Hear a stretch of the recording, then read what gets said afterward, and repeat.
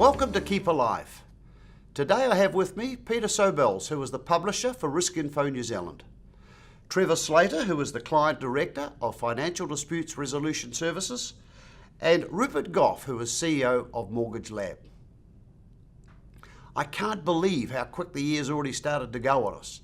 Already we're a month and a half into 2018. We've spent the last 3 or 4 weeks at Kepa planning for the next year, and we've certainly got some fantastic initiatives planned. Coming up within the next month, we're about to launch our Kepa General Insurance offer to you all, and I'll give you more details in Kepa Live next month.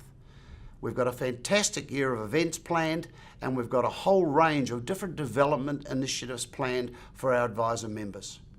On top of all that, of course, we've got the big year coming up with licensing happening in the industry. We are well advanced in our planning and progress towards licensing and how that's going to affect both our advisors, us as a group, and also at the end of the day, members of different businesses throughout New Zealand. We've got an exciting time planned and we're really looking forward to a big year. So as mentioned in the intro, today I have with me Peter Sobels, who is the publisher for Riskinfo New Zealand. I've known Peter for a few years now. We've had a couple of opportunities of catching up at MDRT. Yes. I remember MDRT in Vancouver fondly. And Peter and I started to talk about what's happening in the New Zealand marketplace and also what's happening with Riskinfo in Australia. Peter is the publisher of Riskinfo New Zealand. And Peter, just to give us a bit of an update, what is Riskinfo New Zealand? Well, first, Jeff, thanks for allowing me the opportunity to say hi to you on Keep Alive. It's a pleasure to be here. Riskinfo New Zealand is an online news and information service that focuses on events and issues relating to the life insurance industry in particular. It's designed, our main audience is financial advisors, risk-focused advisors or risk-only advisors, but also for any other financial advisor for whom life insurance advice is a part of their advice proposition. So why have you decided to launch into the New Zealand marketplace? Well, as you said, we have a similar service in Australia, Jeff, and we launched that service about 10 years ago. The reason we launched that service in Australia was because at the time there was not a risk-focused online publication for advisors, and we felt there was a gap in the market where we could have that very niche, very specific service, provide that service for risk-focused advisors. Over the years, we've come to know a lot more about the New Zealand market. We've met you and various other colleagues that live and work in the New Zealand life insurance industry and financial advice sector, and wanted to investigate whether or not there was a similar opportunity to provide a similar but not the same service that was going to have value for Kepa advisors and for all New Zealand advisors. And so in a similar way, at the moment there's not a risk-only or risk-focused news and information service for financial advisors in New Zealand, and that's the area that we want to focus on, and we're launching very shortly, as you know.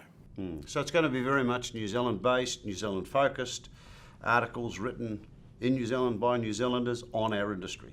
That's 100% correct. We felt that the only way to do it properly was to recruit someone that was going to write a lot of the stories, that is already very familiar with the New Zealand industry. We're getting to know it a lot more every week, but we've recruited a great journalist who's already living and working and reporting on the financial advice sector based in Auckland. And so we're very pleased to have Maya Breen on board with us, and we're going to be a terrific team. And the whole idea, Jeff, is that we want to add value for all advisors that advise on life insurance, and hopefully in doing so we can help to make a difference for what they do. Fantastic. So any particular special messages for the Kepa membership? Well, in terms of special messages, it relates a lot in part to what is actually going on in the New Zealand financial advice sector in 2018, and one of the most important issues at the moment is the impending introduction of the Financial Services Amendment Bill, which is going to change the structure of advice services in New Zealand. So we're going to be focusing a lot on the progress of issues that relate to the introduction of the Financial Services Legislation Amendment Bill, and reporting, for example, on what Kepa is going to be doing in terms of the services it may or may not be providing for its own advisors and perhaps other advisors as well.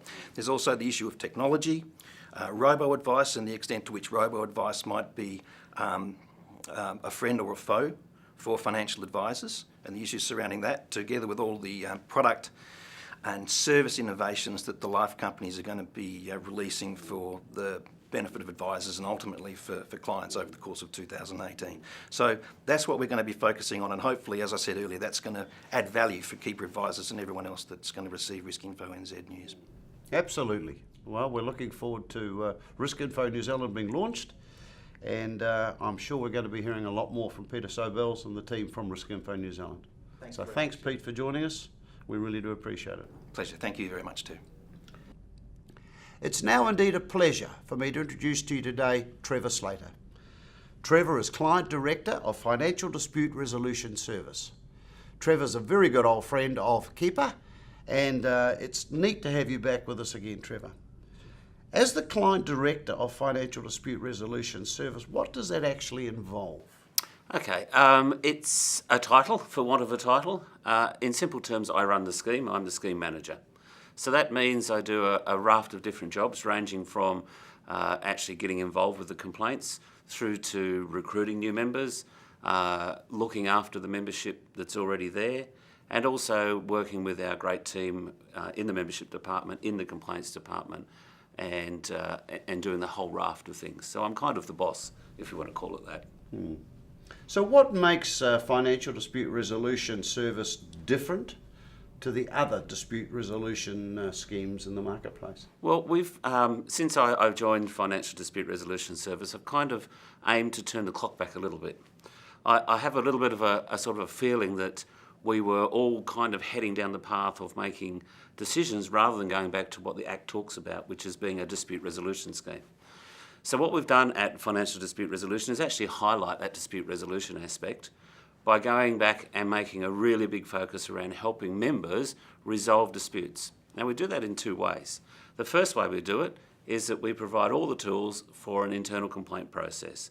So we're there to give them the guide, the complaint register, all those sort of things to really help our members resolve complaints before they get to us. In other words, technically trying to put us out of business, if you want to put it that way. We also have a helpline so that you can ring up and say, look, I've got a bit of a complaint. We'll give you a little bit of informal advice, and that's all part of the membership. Then when a complaint comes to us, we have a quite a different process now, in that we have a very clear case management system. So what I mean by that is when a complaint comes to us, and we have to make sure, of course, that it's been to the member first of all, and they've had ample time to resolve it. If that's not possible and it comes to us, we open a case file, we get all the information from the consumer, the client of the member, and we send that to the member, and they have two choices at that stage. One is to either resolve it, and the other one is to reply to it. Now, that's when I say resolve it, that's a second bite of the cherry, because sometimes you might make a decision about, I don't really want to resolve this, then it escalates and you think, actually, I do. And so you can do it at that stage, and there's only a very small complaint fee attached to that.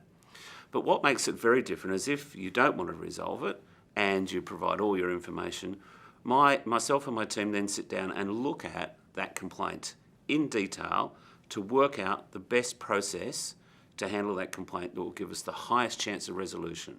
And there's a couple of processes we can use. We can use what we call shuttle negotiation, we can use facilitation, or we can go to a more formal process of conciliation. And that's what we decide is the best course for that complaint. In some cases, we may make a decision that there is no chance of getting a resolution in using those, and we might send it straight to a formal decision.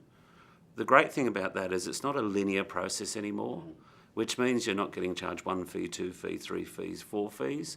We've charged a fee that's applicable to the best chance of getting that complaint resolved. And you're really working in partnership with the advisor member, aren't you? Absolutely, absolutely. When we look at a complaint, what we are trying to do is to bring the two parties that become distant in a dispute back together. So work with both parties. So we will help the consumer articulate their complaint, because sometimes they don't know how to articulate it, and that actually could be the cause of it getting to us. So it could be quite an easy fix. And likewise, there's not many advisors out there that have complaints, and they don't know how to present their complaint and respond, so we help them tease all that information out, and then we focus on that resolution process. Oh, that sounds like an awesome process. It's certainly going to be more along the lines of helping and working with the member to solve the problem before it really escalates and gets way out of hand. Correct, yeah.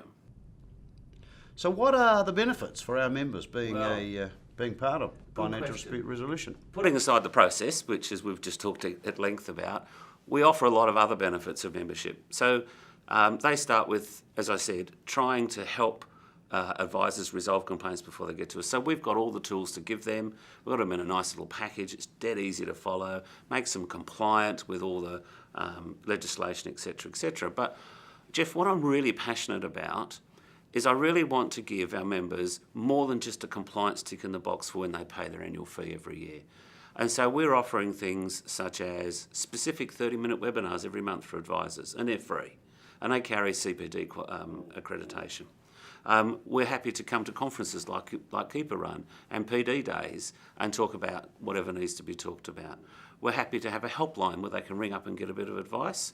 I even get advisors ringing me and asking me questions about not complaints, and we're happy to do that. We're really happy to do that. We've also got general webinars, so they get 2 webinars a month. We've got all sorts of other bibs and bobs that we can offer them, and we're working on a couple of digital platforms that also will add to them. I guess the great thing about it is that financial dispute resolution is part of the Fairway group, and Fairway is the biggest dispute resolution provider in New Zealand.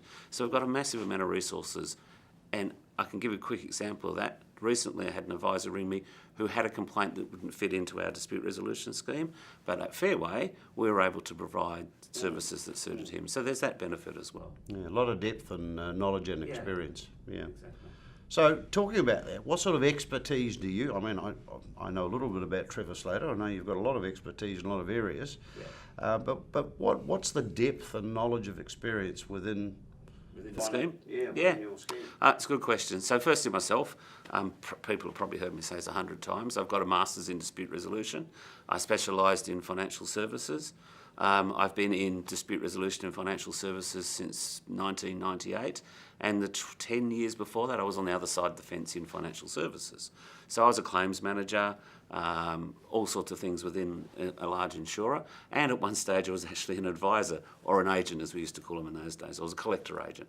So I've seen quite a lot of the financial services from a different aspects, and without sounding too silly, there's probably nobody around with more experience of advisor world than myself. I also spent 2 years just past working in compliance in the advisor field with our friends at IDS. And so that gave me a further insight into how advisors work and what they should be doing and what they could be doing better. So that's me.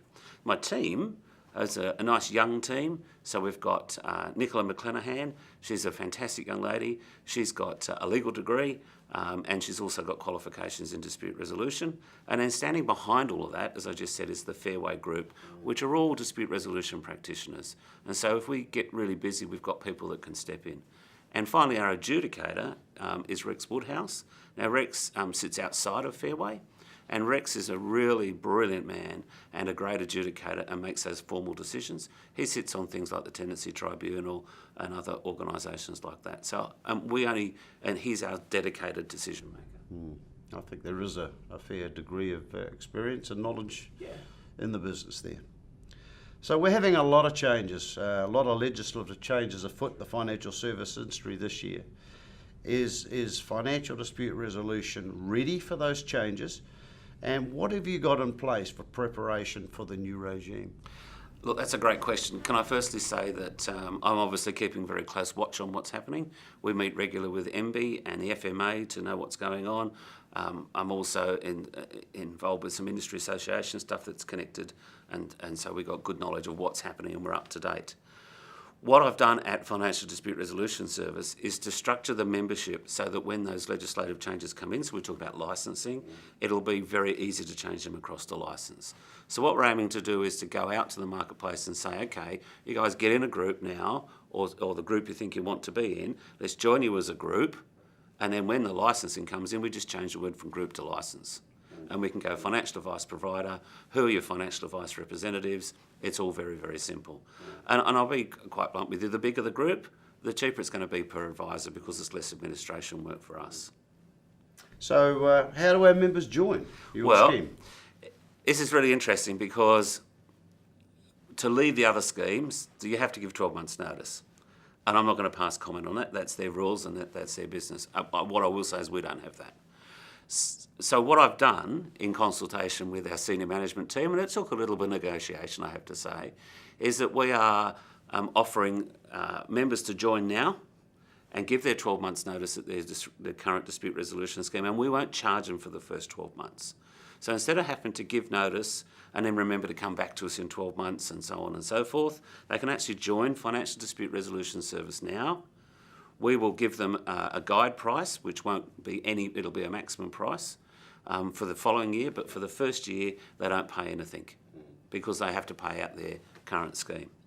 So all it is a matter of getting our application form, and that's on our website, or you can email me or call one of my team. It's a simple 2-page form, very, very easy to fill out. You send it to me, you tell us the date you've resigned from your other scheme, and you start joining the benefits of financial dispute resolution straight away. It couldn't be much easier, could it? No, it's very, very easy. Well, thanks, Trevor. It's awesome having you with us again, and I know that the work that you're doing, both with our members and in the industry, is really appreciated. So thank you very much for being with us. My pleasure. And we look forward to spending many hours more working with you over the coming year. Thanks, Jeff. Much appreciated. Today I'd like to introduce to you Rupert Gough. Rupert is the CEO of Mortgage Lab. Welcome, Rupert. Thanks, Jeff. Thanks for having me. You're welcome. We had a great update from you at the Kepa conference in November about Mortgage Lab and where you're at.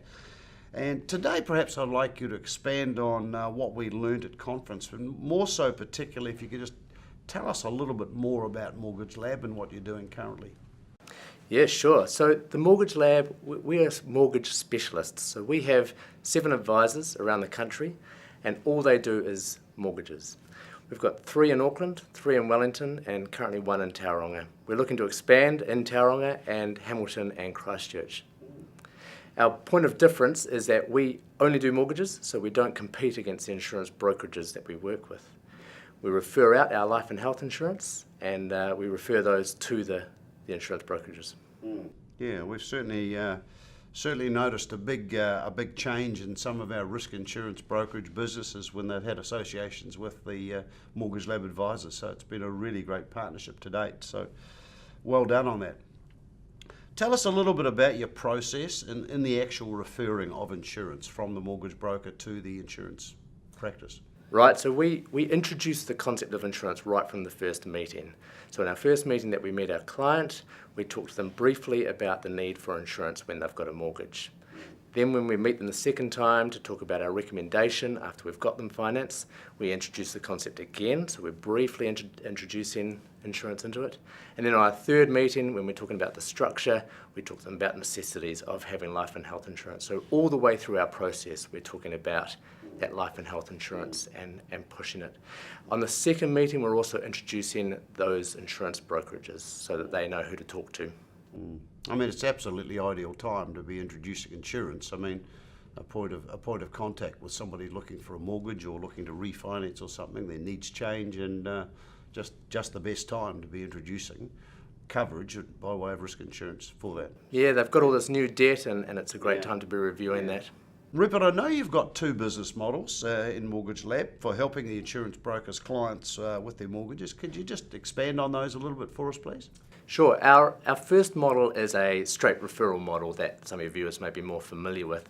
They pass us the details of their client that they want us to talk to, and we go and help them with their mortgage. And if that comes out successfully, then we'll pass them back a referral fee. And of course, if that client passes us more referrals, then we pass that insurance lead back to the originating advisor. So it's a great way to boost up insurance leads as well when we've successfully completed that mortgage. So if you could just explain to us the second model that Mortgage Lab offer? Yeah, our second model is for larger insurance brokerages, preferably 3 or more advisors. And in that model, we place a specific mortgage advisor directly into that insurance brokerage, and they work with all of their advisors, and any insurance that they generate is passed directly to that company. They don't work with any other insurance brokers or any other insurance advisors. It's a great way for that company to be able to say that they offer mortgage services without the hassle of having to learn a new industry or any new skills. Yeah, so they could actually do some marketing to their client bases, promoting the fact that they do offer a mortgage package and they've got a specialist mortgage broker on tap in their premise working with them and their clients. Yeah, we get a lot of that. They send out mortgages, mortgage videos. Yeah. They put the Mortgage Lab logo on their website. They're showing that. It's basically they've bought a license, essentially. Yeah, awesome. So is that done on a straight referral fee as well, or is it different? They get the straight referral fee, but additionally they get a profit share from that mortgage advisor that we have in their office. So there's just an additional basis there for profit growth. Yeah. So Rupert, I wonder if you'd be kind enough just to sort of go through and sort of in summary just the major bullet points of what are the benefits for our members to be working with Mortgage Lab. Yeah, there's three main reasons that we can bullet point. Firstly, it's a great way to ring fence your clients. You know who your clients are talking to about mortgages. It means the bank branches aren't going to upsell their insurance and you're not going to lose those clients. Secondly, it's an ability to advertise that you've got mortgages as a service on your website. Again, without the hassle of having to learn the whole new industry, you've essentially added on a new service with no extra work from you.